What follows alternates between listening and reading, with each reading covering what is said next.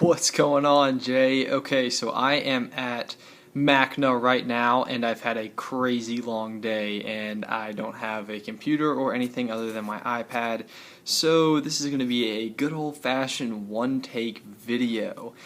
So things that I want to talk to you about today, Jay, because today has just been insane. I'm working with the guys who did the aquarium at the Smithsonian because I'm working their booth for this weekend's event. And MACNA, of course, is the Marine Aquarium Conference of North America, which is just loads of fun. But anyway, dude, today was really interesting for a lot of reasons because I was put in all these situations where you really just had to kind of figure stuff out and kind of just had to rely on your ability to know that you can figure it out.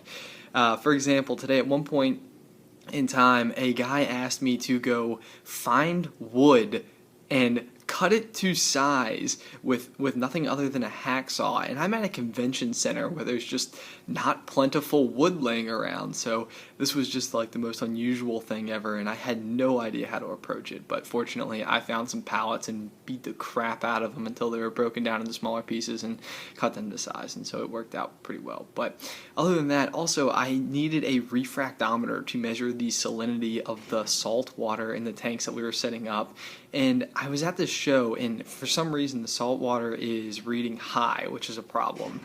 And so I'm looking for another refractometer, which at a saltwater convention you would have to imagine that they would be everywhere. I went to every booth looking for one and could not find one, and so it was very frustrating and I didn't know what to do. But there's not a whole lot I can do about that other than keep going on, so I did.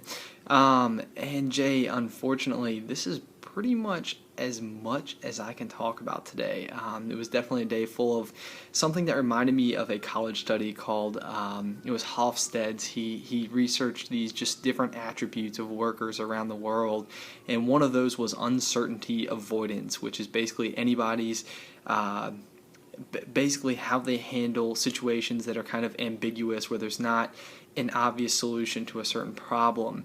And I was dealing with that a lot today, and I thought that I handled it well. But basically my question, Jay, is how do you handle ambiguous situations? And I am sorry that this video has to be a single take. I'm sorry that there's no outro or intro, but this is pretty much what I'm working with, and unfortunately Friday's video will be the same, man. But I will talk to you later, and I'll see you in your video tomorrow.